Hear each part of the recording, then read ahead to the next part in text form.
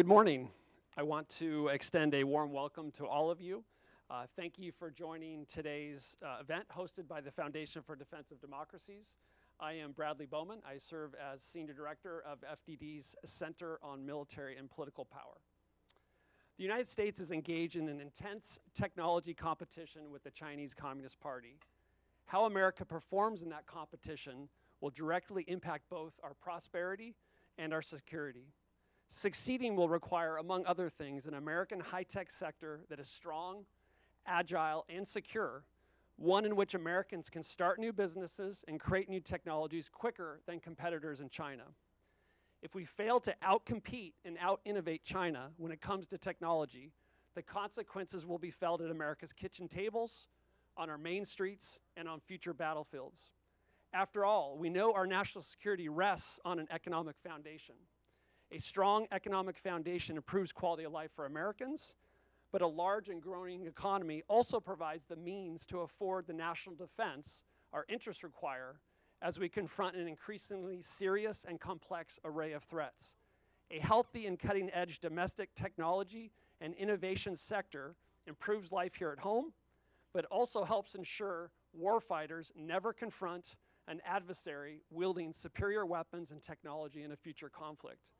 When U.S. military technology capabilities are second to none, that promotes stability in regions vital to our interests, deters conflict, and helps Americans and our allies prevail when deterrence fails.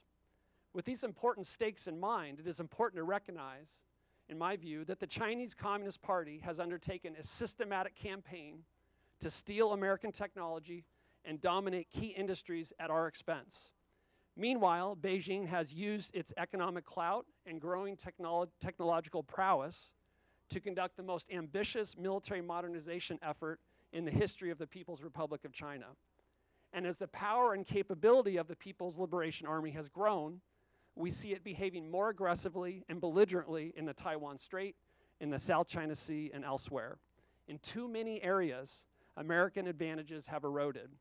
It is a concerning situation, but we do not want to simply wring our hands and admire the problem, as we say. We want to take action to put the U.S. and our allies in a better position. So what is to be done? Well, that is exactly the topic of our event today, leveraging American innovation to counter Beijing and protect U.S. national security. We have a great panel of experts and leaders to help us better understand the problem, and more importantly, what we should do about it. I'm very happy to welcome Senator Todd Young, a fifth-generation Hoosier. Senator Young represents the great state of Indiana in the U.S. Senate, where he serves as a member of the Senate Foreign Relations Committee, the Finance Committee, the Commerce, Science, and Transportation Committee, and the Small Business and Entrepreneurship Committee, all committee assignments relevant to our discussion today. He enlisted in the U.S. Navy and then attended that other academy, the United States Naval Academy. I'm outnumbered here, I gotta be careful. Earning a commission as an officer in the U.S. Marine Corps. Among other professional and educational accomplishments, he earned an MBA from the University of Chicago and a law degree from Indiana University. He ran for Congress and won 3 terms representing Indiana's 9th district before winning election to the U.S. Senate in 2016. On a personal note, after his election to the Senate, I was privileged to serve as Senator Young's National Security Advisor for 2 years, from January 17 to January 19, supporting his great work on the Senate Foreign Relations Committee. I found Senator Young to be someone who did his homework and worked tirelessly in pursuit of good policy in the interest of Hoosiers and all Americans. Perhaps that is why Senator Young was appointed earlier this year as a member of the National Security Commission on Emerging Biotechnology. It is not surprising that Senator Young has helped lead bipartisan legislative efforts to put the United States in a better position in our technology competition with China. Senator Young, welcome, and it's good to see you again. I'm also very happy that Lieutenant General H.R. McMaster is joining us, a soldier, a scholar, a leader. He is chair of FDD's Center on Military and Political Power.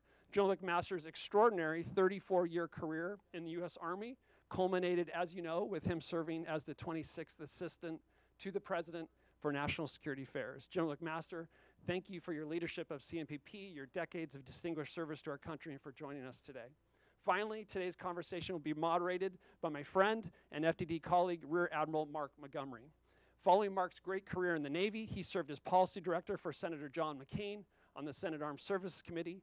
Mark now serves as senior director of FDD's Center on Cyber and Technology Innovation and directs CSC 2.0, an initiative housed here at FDD that works to implement the recommendations of the congressionally mandated Cyberspace Solarium Commission, where he served as executive director.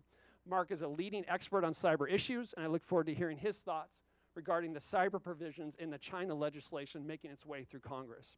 A few quick words as I move to conclude about FDD before we get started. FDD is a nonpartisan research institute exclusively focused on national security and foreign policy. FDD houses 3 centers on American power that promote the use of all instruments of American power and produce actionable research and develop policy options to strengthen U.S. national security. FDD proudly accepts no funds from foreign governments. For more information on our work, we encourage you to visit our website, fdd.org. You can follow us on Twitter @FDD. By way of format, Senator Young and General McMaster will have a discussion for about 30 to 40 minutes with Mark, and then we'll turn to the questions over to our audience here today for the remainder of the event. I will note that the entirety of today's event is on the record and is being live streamed. Mark, over to you. Thank you. Hey, thanks for that introduction, Brad. And I know we have a lot to cover, and so just a little bit of time, so I want to jump right in. Senator Young, you were the original sponsor of the Endless Frontiers Act in the Senate and the U.S. Innovation and Competition Act of 2021, and you're now a leading conferee on the Bipartisan Innovation Act of 2022. What motivated you to pursue such a sweeping piece of legislation? Well, thank you for the question, Admiral. I'm grateful to be here, grateful to FDD for providing this forum and providing such expertise on a whole gamut of national security related issues, and privileged to be here with my friend H.R. McMaster, General McMaster. Thank you for being here. So when I came into the Senate, I was very interested in the convergence between our nation's economic interests and economic policies on one hand and our national security policies on the other. It seemed to me, by observation, reading, and interaction with top officials, that the Chinese Communist Party had been, in particular, very intentional about advancing their national security interests in the economic realm. The United States, in previous years, I did not see as being as intentional. Much of that is informed by one of our strengths, which is our free market philosophy. We lay out the parameters, the framework within which a market can operate, which meeting individual consumer demand, household demand, and the demand of firms, and then we let them to go out there and pursue their self-interest. But that overlooks the obvious national security benefits to changing the framework parameters from time to time. So let me put a little meat on the bones of this skeleton. Our tariff policy, I think, was helpfully reviewed and,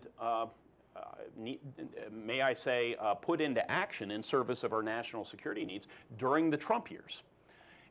As were some export control policies. They were reviewed and changed. We did the same thing on a number of different fronts, including our financial markets, and innovation policy is one of these many sort of economic tools. But I didn't see things synthesized in a coordinated, comprehensive, and cohesive way. I thought we needed a national economic security strategy. I began shopping around this idea, and I found that scholars on the left and right agreed with this. I presented an idea to formalize a national economic security strategy to the then nominee to be our Secretary of State, Mike Pompeo. He agreed. We should do it.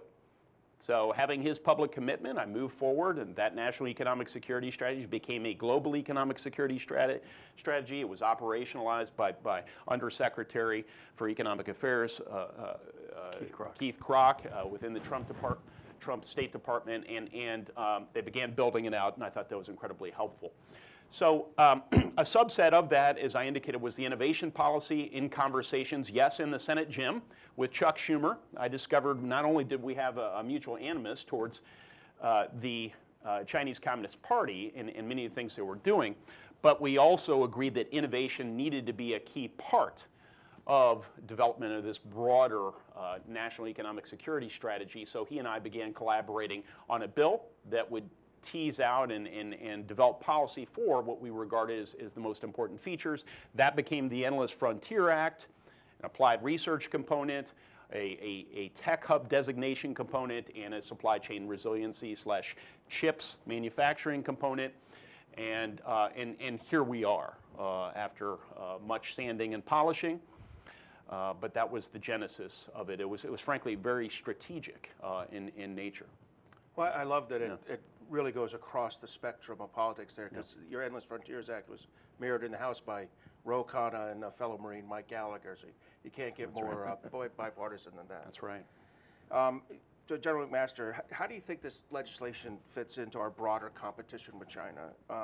Can it help the U.S. remain the economic and security partner of choice in Asia? Or are we really at the point where it's too little too late? No, Mark, that's what the Chinese want us to believe, is that really we should just manage our own decline, right? And I just want to thank Senator Young for this amazing effort that you put together, from the very beginning, and to recognize that China had weaponized its statist mercantilist model against us, and this is not a substitute for our free market economic strengths, our unbridled entrepreneurialism, but it's a way to compensate for that weaponization of that mercantilist statist model, and what I would describe as China's campaign of the 3 C's: co-option, coercion, and concealment. Co-opt countries and companies with the lure of profit making or the lure of Chinese investment, and then once you're in, once they've got you, dependent on it, then coerce you to adhere and support their foreign policy, and then to conceal all of this, as just normal business practices. Well, it's not normal business practices, because, as we know, every Chinese company has to act as an arm of the Chinese Communist Party. And the Chinese Communist Party's approach to this is very sophisticated, as FDD has shown in the work that has been done here. It is driven by military-civil fusion, in which they deliberately transfer technologies that the development of which we underwrite with our investments, technologies that are stolen from us, and apply those technologies to gaining a differential advantage over us militarily. I mean, we're essentially, in many ways, enabling the development of weapons that the People's Liberation Army might use to kill our grandchildren, I mean, to put it starkly.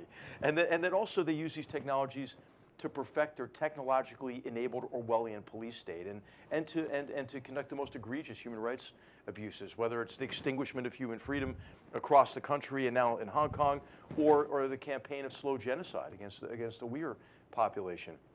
And so what this legislation does, and what the Senator's vision, which we have to help succeed, we need to call all of our congressmen and senators and say, work together and get this darn thing done, the Strategic Competition Act and the components of it, including the CHIPS Act, for example, is that we're behind. We're behind because, as the senator knew as he came into office and learned about, I mean, we were complacent for too long, and we're playing catch up. So, Mark, to your question, it's not too late. We have tremendous advantages. And you know what? The Chinese have some problems. I mean, if you look at what they've done to surpass us economically, in their race to surpass us, they've created a lot of frailties in their economic system. You see this in the real estate sector, but you also see the mistakes that China makes in prioritizing the party's maintenance of its exclusive grip on power, right? Cracking down on the tech sector, eliminating all of the education and tutoring sector. Healthcare is probably the next one on the list.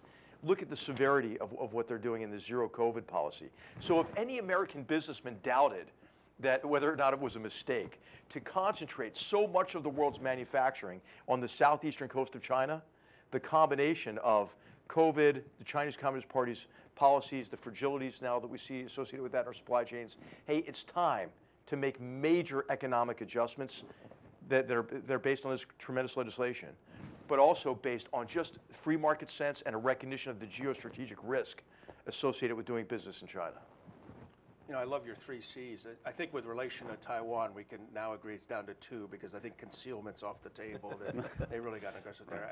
I think I know where you understand, General, but where you stand on this, General. But Senator, do you consider China an adversary?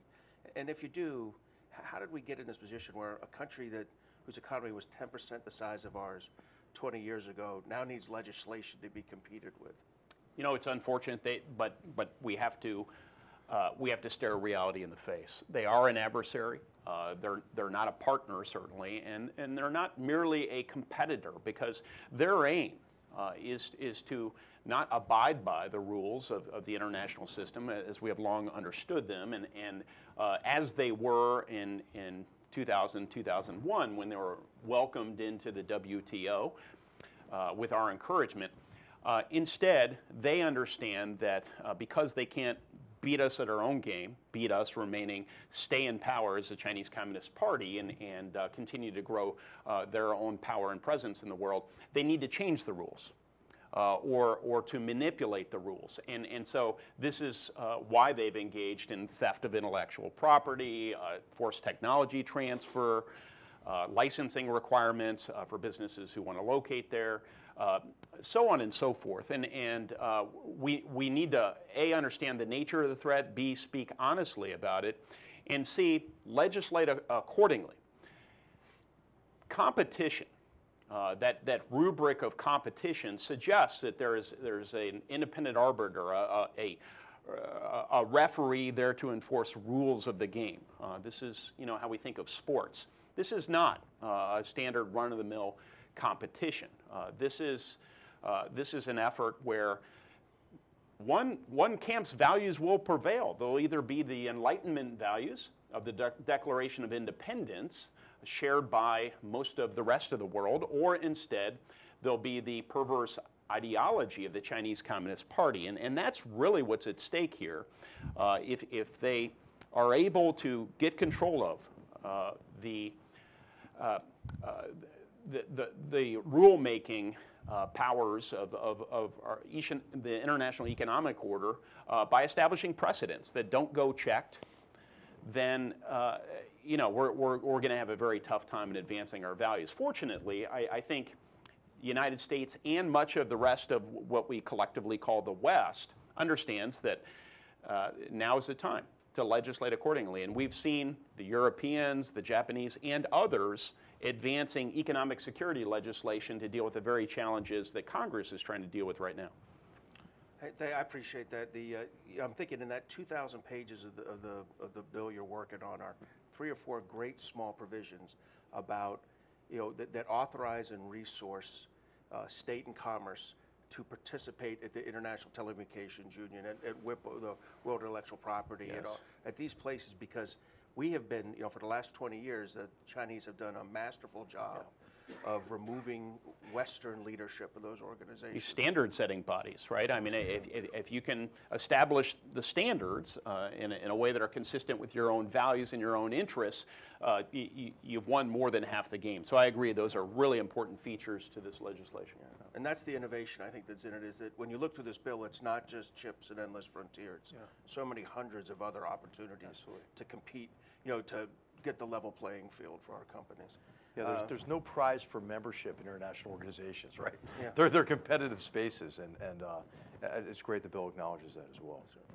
And even the ITU right now has an election going. It's not that the U.S. candidate is an advocate for the United States. She's been an international employee for 30 years, but I suspect she'll have a much more rational view of transparency, the rule of law, than her Russian opponent, as we head to the ITU elections in November. So I'm excited to see some of these provisions potentially pass and empower state and commerce to get at it. I'll give credit where credit's certainly due. I mean, General McMaster, I know, emphasized the importance of being attentive to these international organizations and ensuring they were either led by Americans or led by those who are friendly to our interests. And we had some big wins during the Trump years. That's right. The WIPO, the World Intellectual Property Office, was probably the biggest, where General McMaster and Secretary Pompeo led a last-second effort to, I think, have a Singaporean in the end vice a Chinese. I mean, it's an overused analogy, but that would have been the fox guarding the hen house right there.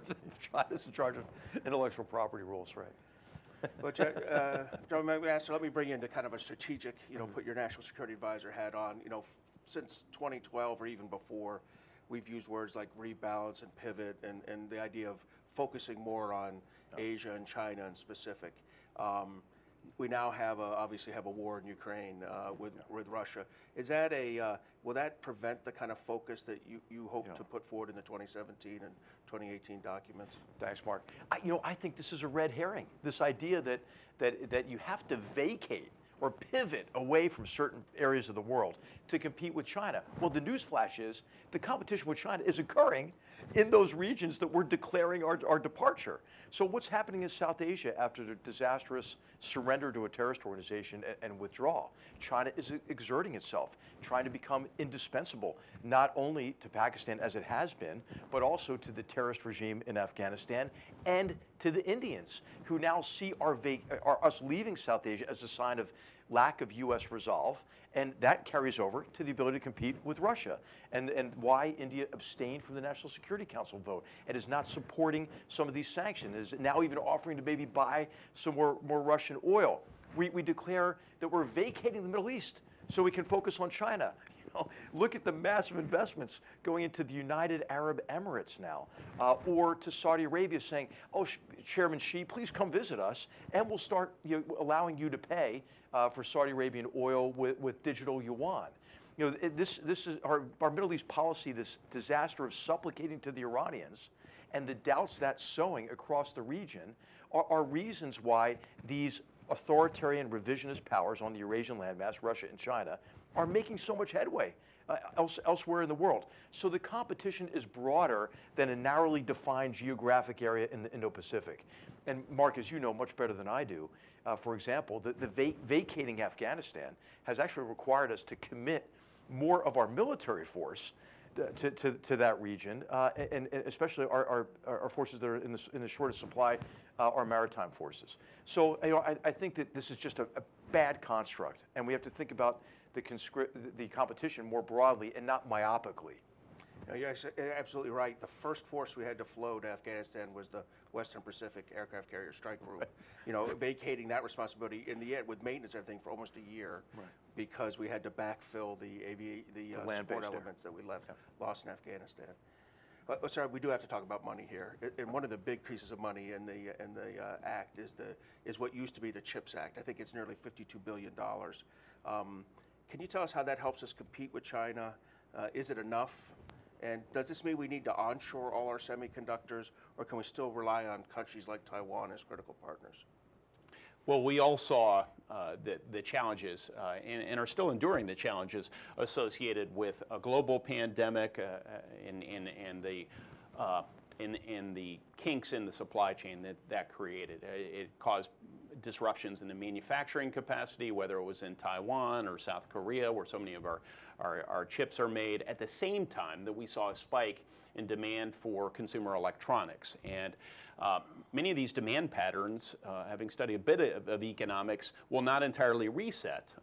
And so we have to prepare for these surges in either demand or interruptions in capacity in the future, whether it's on account of natural disasters or geopolitical events, like the Chinese making a move on Taiwan, for example.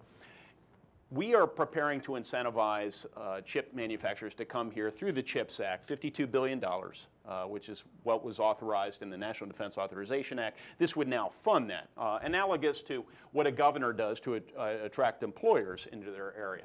It's worth noting that not only does Taiwan make it advantageous from a tax and economic standpoint to have companies locate in their country, but South Korea is doing the same thing. So many other countries are racing into this game. The Europeans have passed some CHIPS legislation. The Japanese are poised to. China is notably poised to do the same. And so we have to be in the game here. And this, I would argue, is a significant value investment. Yes, it's an insurance policy, which I've sort of spoken to when a major event occurs, but we have the opportunity to crowd in a lot of private sector investment. $50 billion, as I've talked to business leaders and others, can result in over a period of 10 years, 19 additional fabs created in this country and the crowding in of $280 billion in private sector investments. Now, we can survey the entire gamut of federal investments, and I think we would be hard-pressed to see a lot of investments that have that benefit to cost ratio. So massive value proposition, and it's time to act now. I love the idea of leveraging our partners, our European and North Asian partners as well in this. They need to be part of it. And to the second part of your question, we don't have to be self-sufficient for many things. There are some things on which we do need a domestic capacity, I would argue. Some of the very high-end chips that go into our missile systems, for example. It would be nice not to be reliant on other countries for those. But if we can rely to a larger extent on trusted partners in safe locations, we of course want to do that as well, consistent with our economic interests. We don't want to overspend for things that we don't need to. And this provides an opportunity. This what was once called Endless Frontier Act, now USICA, an opportunity to stitch together our economic policies with other allies so that collectively we can advance our shared value system, standards, desired standards, and interests when it comes to economic resiliency. And we have a number of mechanisms within this legislation to crowd in treasure, to crowd in talent from other countries, and to partner with them on development of future national economic policies. HR, this seems like some pretty meaty, kind of targeted industrial strategy or policy.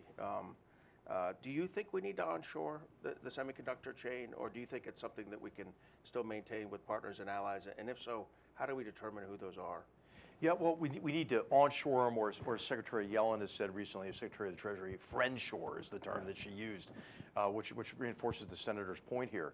I think that this is something that has to be done because what happened is we became too biased in favor of efficiency over resilience in our supply chains, and this is sort of unchecked globalization based on the underlying assumption related to China policy for far too long, at least since the end of the Cold War, that China, having been welcomed into the international order, would play by the rules rather than try to undermine them and rewrite them.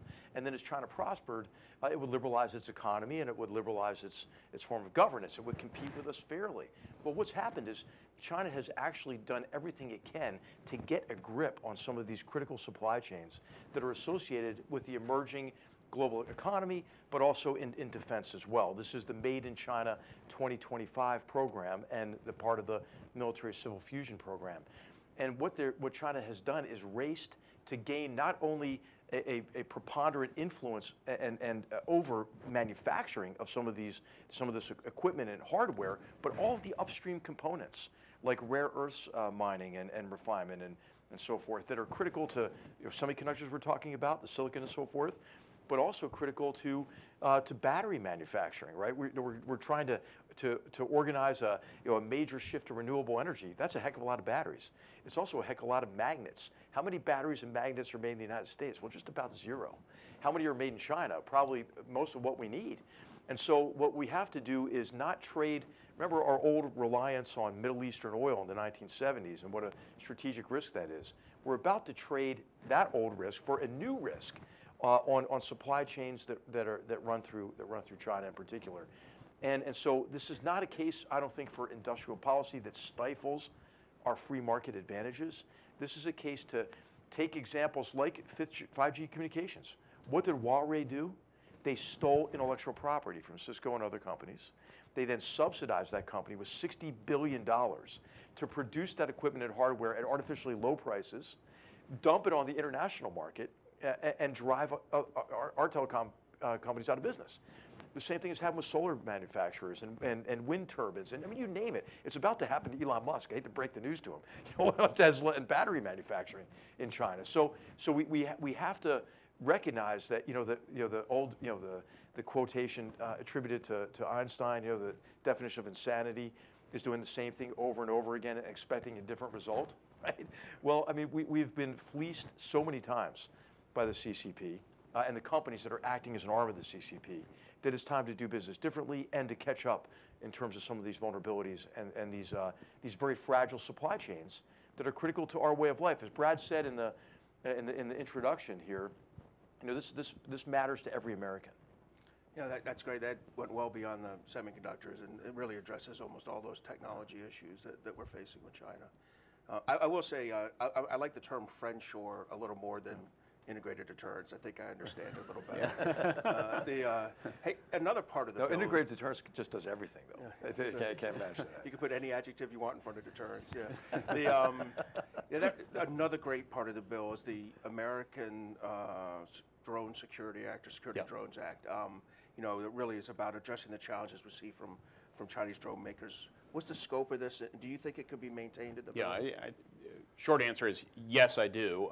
Essentially, this is Rick Scott and Chris Murphy's legislation that prevents the U.S. government from being a customer to Iranian or Chinese drone makers, knowing that it wouldn't be too much of a stretch of the imagination to imagine Chinese Communist Party drone makers having equipment in there that sends data back to the mothership, their bosses in Beijing, or to have counterfeit equipment in there that doesn't really work when needed for a military application. And so we propose cracking down. This is an illustration of how good process leads to good policy.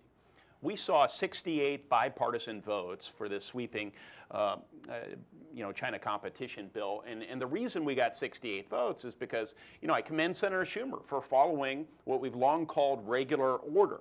It's an imprecise term, but it essentially means having extensive public hearings through the committees of jurisdiction and markups and the opportunity to offer amendments, and you get buy-in from members when you do that.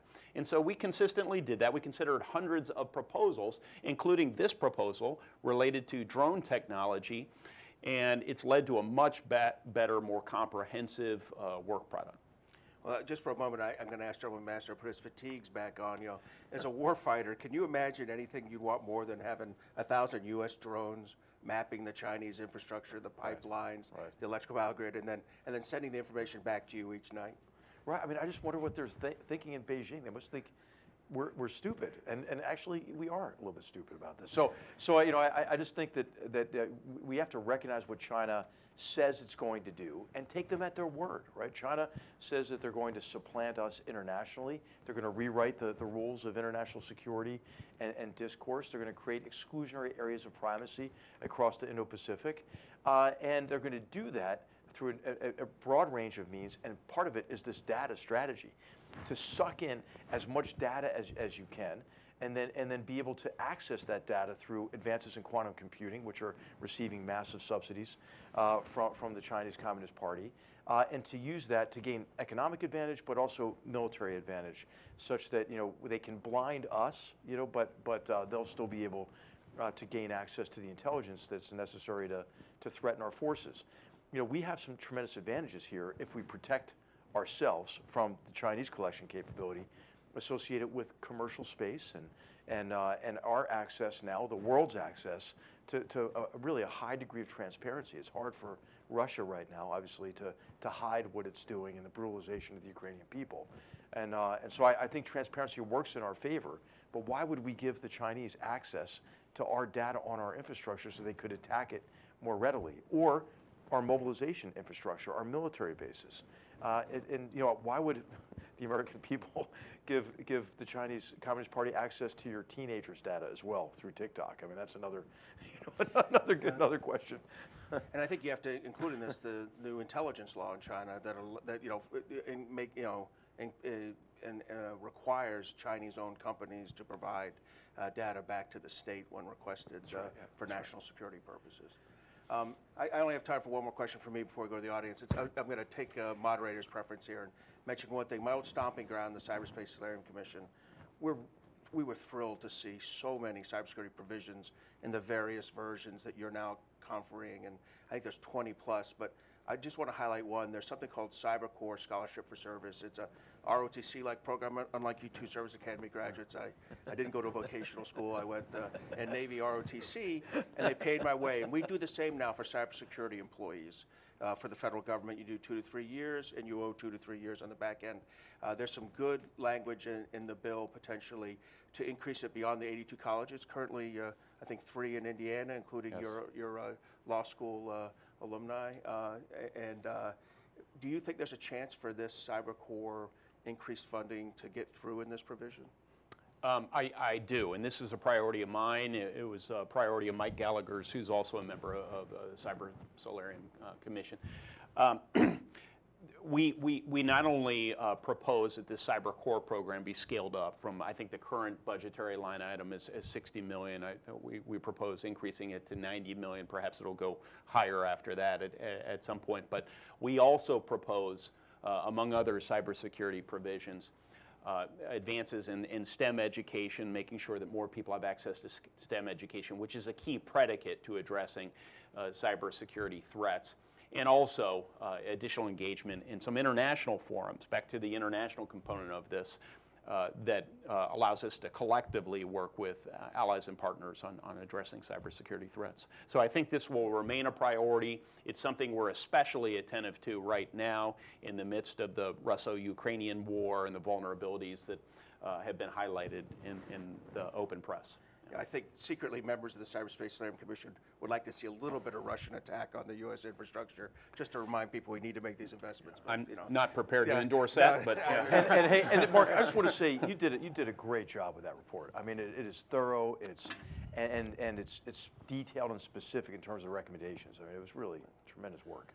I think cybersecurity is truly one of the nonpartisan issues that we see in Congress, and I don't even say bipartisan. It's removed, and how someone votes is often based on whether they were governor or not, as much as whether what party they come from. So it's really been a good experience. So I think we want to take questions from the audience. If you all raise your hand, we have a mic we'll bring you. And it's like a real audience. How cool is that? Yeah. I'm trying to remember when the last time I was in this room. It was like before. I have other personal questions I can ask if you guys don't want to. And I thank members of the media for being present. I really do. Just let us know who you are before you ask. Yeah, I'm Philip Athey with National Journal. Question for Senator Young. Conference is starting on the bill tomorrow. Do you have a rough timeline for when you think the conference is going to go, how quickly it's going to get done, when this is actually going to get passed? And if it goes past the August recess, is there any fear that it's going to get caught up in like the politics of the midterm and kind of die that way? Well, I'm a Marine, so of course I fear nothing. I might admit to a bit of apprehension at that point, but listen, Senator Schumer's laid out what I would regard as an aggressive timeline. I think it's great to have an aggressive timeline. He has indicated on the map that mid-June we could have a final work product and a conference report. I hope that that is the case. It wouldn't surprise me if instead this extended well into July and some sanding and polishing occurred over the August recess. But much longer than that, of course, electoral politics will significantly complicate our efforts to advance it. But I think just about everyone wants to get this done. I haven't heard a whole lot of critical review or constructive feedback that indicates we should go another direction. So as I move forward and we try and advance something resembling what the Senate passed, that bipartisan product, I hope that we can get everyone's ideas in fairly short order and be done maybe mid-June. We'll stick with that, but certainly by the August recess.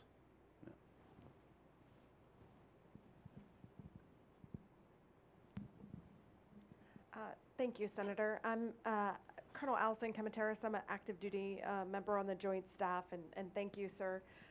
This question is for either General McMaster or you. General McMaster, you said this matters to every American. I think it does. And as members of the military or FDD and members of the national security apparatus, I think we all understand that. I don't know if every American does. And I guess my question to you or the panel is, how do we help the American public help them understand economic policy, which is very complicated? How do we help them understand that? How do we help our parents understand this at the dinner table? And how do we break it down to them in very simple terms that this is complicated, and how can we help this message? I'll take a stab at it, and if the general wants to add something, I'll of course let him run with that. I would say, that's our job, and also the job of members of the media to highlight some historical examples, maybe recent history, that are particularly powerful. that will make our economic policy proposals more accessible to people. I think I'll be talking back home about how the General Motors plant in Fort Wayne, Indiana, idled recently because we didn't have a sufficient supply of chips. I'll be discussing how in Indianapolis, Indiana, where Eli Lilly is headquartered, they had a really powerful partnership with Genentech years ago on developing a biotech industry. It was the genesis of biotech when Genentech brought their research, much of which had occurred at the federal level prior to their innovations, into the private sector, and it's led to tons of wealth for people over the years. So I'll be reminding the American people in a pretty accessible way about why this is so important. A big part of the bill is investment in our people. My calculation, and that of so many others, is if the United States can become a better version of ourselves, use the China competition to become a better version of ourselves in multiple ways, working with partners and allies, there's no way we're going to lose this multi-generational challenge, a competition of models. And so the fact that we're investing significantly in people, in their educations, in systems that will allow them to become more material wealthy, and to put them in service of our values in this generational competition will also be compelling to them. So, you know, I'll leave it up to individual members to know their constituents and their own states, but I think that the value propositions here, though they've been crowded out by a lot of here and now challenges facing our country and policy debates, they're ready for the taking and for the delivery to our constituents if we're prepared to make these arguments. Yeah, I think just to explain to the American people what's at stake in this competition. And I think one of the best ways to do that is to first really just reiterate what Xi Jinping says, right? Take a look at his speeches. Take a look at the joint statement that Xi Jinping and Vladimir Putin issued just prior to the Beijing Olympics. The message was, hey, America, you know, free market economic systems, your democracy, you're done, you're over. It's our time now in this new era of international relations, to use their words. They profess their enduring love for one another in terms of the two dictators that have a revanchist, revisionist agenda that they're executing, you know, at our expense. And then at the at our expense part of it, I think to really demonstrate what the plans are for the Chinese Communist Party, the creation of this dual circulation economy that creates dependence on China for advanced manufacturing and various supply chains, like remember PPE during the first time, part of the pandemic and so forth. But to replicate that in all critical supply chains, including semiconductors, but as I mentioned, you know, upstream components, rare earths, battery manufacturing, and then to be able to coerce us while they are insulated from any kind of financial or economic consequences for their aggression, which they are planning, right, in Taiwan and executing in the South China Sea on the Himalayan frontier. And so this is what's at stake is security and prosperity. And I think Americans understand, because it's so proximate, the transitions in the global economy that occurred in the 2000s after China's entry into the WTO. Remember the loss of so much manufacturing jobs as they were becoming concentrated on the southeastern coast of China. You know, how many people and communities were left behind in that transition. That's not to recreate those old jobs, but it's to recognize that that was an artificiality created by us treating a statist, mercantilist economic model like it was a free market economy. And I think giving specific examples of certain companies and the theft of intellectual property and the need for us to protect more. These are all competitions that are playing out in the private sector. That's why Americans have to understand it. You know, the competition in education, and make sure we have the engineers and the technicians and the code writers, you know, who have the skills, the knowledge, the abilities to compete effectively. Understanding how our exports are helping the Chinese defense industry. That's why we need better export controls. Understanding especially how our pensioners' investments in pension funds for teachers and firemen and policemen and women, how that is the scaffolding, that financial scaffolding that's holding up the Chinese economic model. We're really underwriting our own demise. So outbound investment screening for that dumb money, but also for venture capital. Last year, U.S. venture capital firms invested $114 billion in Chinese tech startups. I mean, so, you know the old quote attributed to Lenin, the capitalists will sell us the rope with which we'll hang them? It's worse than that. We're financing China's purchase of the rope so they can hang us. Thanks. I think you each had great points there. You remind me that the Chinese are great at like actually saying out loud what their strategy is. If only you could read Mandarin, you know, they lay it out. And Senator, you brought up a great point, which, you know, when you're thinking about this competition, we have to invest in all three prongs: the technology, the policy, and the people. And we all get fixated on the technology, the 52 billion for this, you know, that, and sometimes the policy authorizing an agency to do that or this.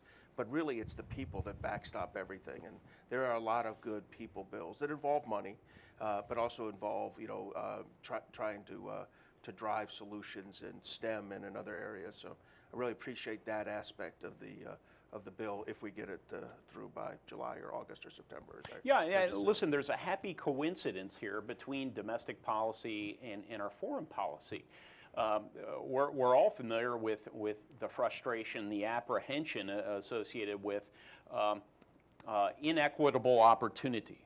I mean, you know, this global economy, because of the scale of it and the nature of it, doesn't pay, you know, sweat doesn't pay what it used to in relative terms. And opportunity is very much associated with where you grew up. Yes, I acknowledge that. And I think there are policy responses that need to be made to that. Well, let's double down in our investment in people and places, overlooked places like the state of Indiana that has not benefited handsomely from government as customer or government as investor over the years in basic technology. Let's invest in the people who populate these places. My constituents, many of whom are quite ambitious, very talented, incredible work ethics, they deserve the sort of investments that have been disproportionately channeled into a few pockets around the country. And the venture capital will follow, and we will grow at a faster rate. And so it's really remarkable when you think about the needs of our population domestically and the needs geopolitically, they are synced up. I know the administration has made much of coming up with a foreign policy that benefits the middle class. I think in many respects they've fallen short, but here we have an opportunity to do just that. Yeah. Thanks. We have time for one more question, so please, Cap. Thanks, sir. Captain Bryce Mitchell. I'm with DIA's Director of Operations. My question is really the effectiveness of DOJ's China Initiative, and the administration's almost like rolling that back recently as it is designed to get after economic espionage and some of that tech transfer. Do you see that being, you see something coming along afterwards, and how effective was that as a policy? DOJ's policy and cracking down on intellectual property theft. My own view is if something's a priority, you institutionalize it and you label it with a name that communicates exactly what it's for. So I think that the Trump administration had the approach right.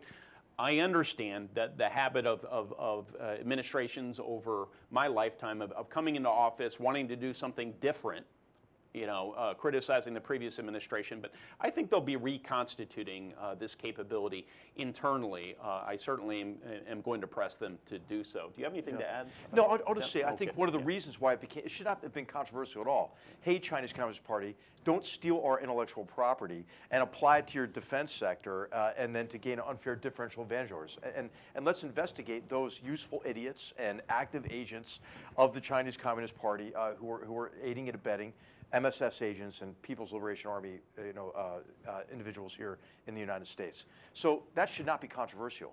What happened is China helped, I think, to create a narrative that this was anti-Asian somehow or anti-Chinese American, which is in effect, I think, a racist narrative.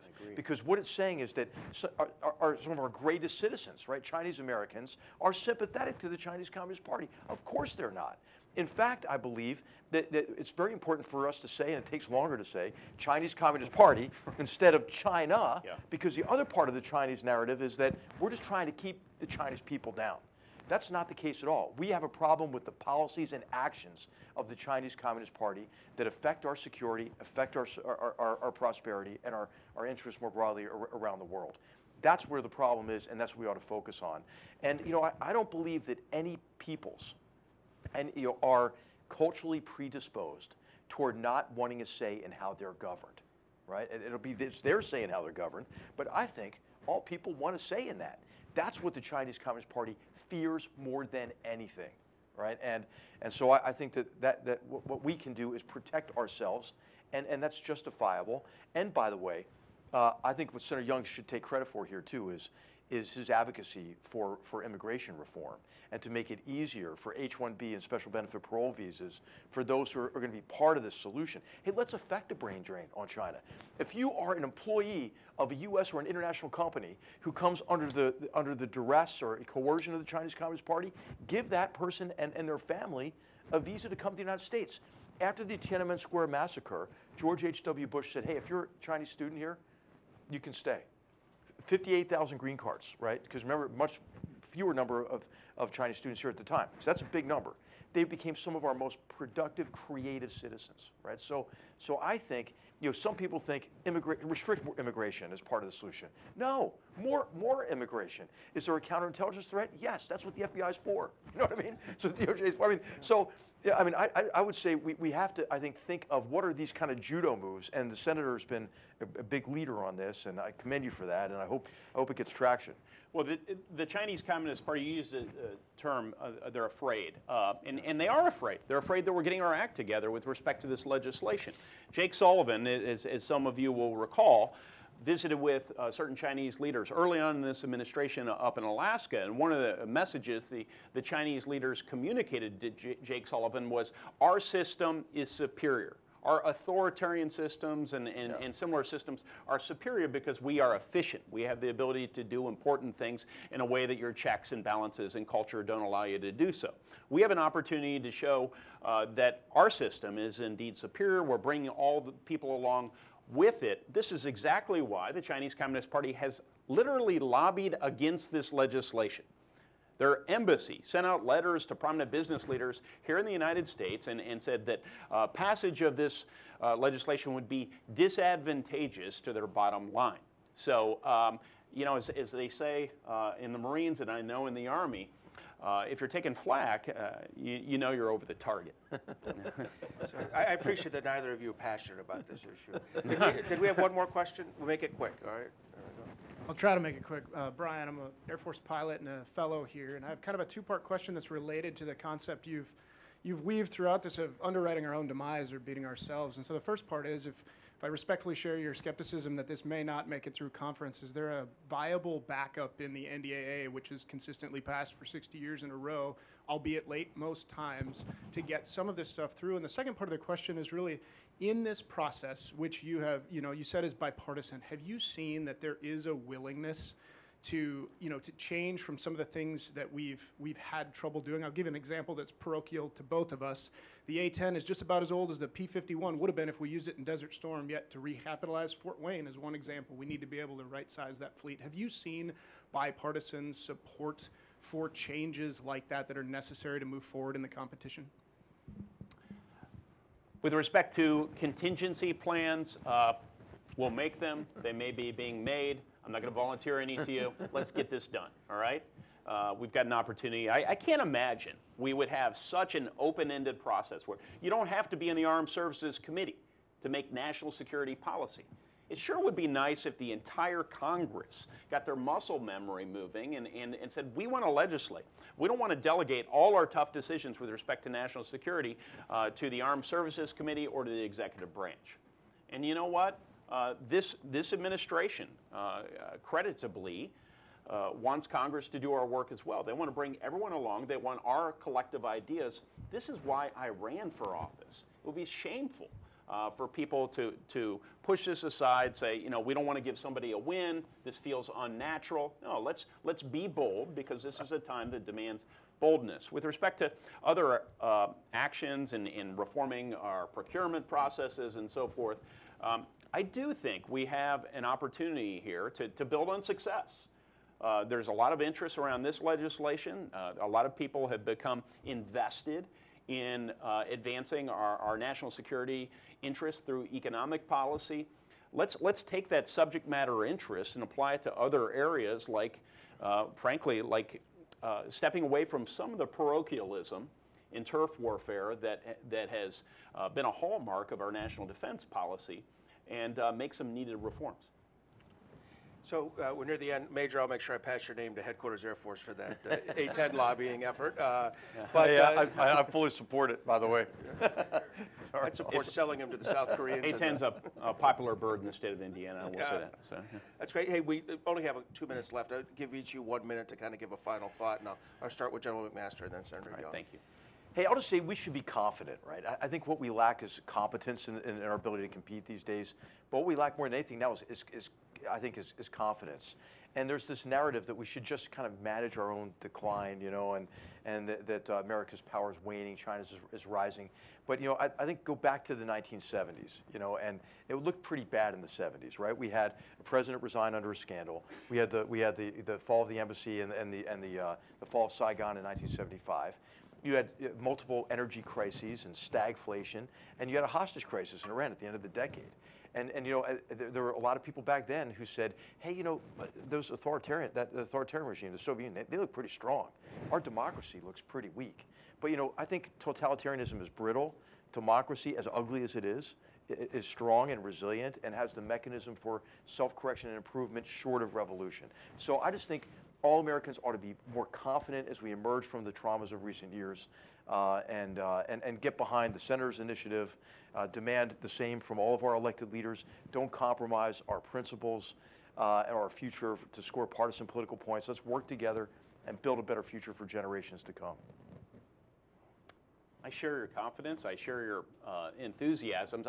We've got just about every reason to be confident. If you were to assess our assets versus our liabilities as a country, I think of our best system of higher ed, our broadest, deepest capital markets in the world. I think of our culture of entrepreneurship that celebrates people who try and fail and get up and dust off their trousers and try again. Our history of immigration, welcoming people as long as they want to come here and contribute and be part of the American experiment. Our written constitution, rule of law, on and on and on. We can all list off all these assets, and about the only thing, as I talk to my constituents, that they lament is our inability for Washington, D.C. to work, to set bold new national policy when needed. We have an opportunity here to prove to the Chinese Communist Party, to prove to those skeptics who indicate that an authoritarian system is going to win the 21st century, that we can mobilize all those assets in service of our values. And I believe it's going to happen. It's remarkable. A lot of people marvel at what we've accomplished thus far.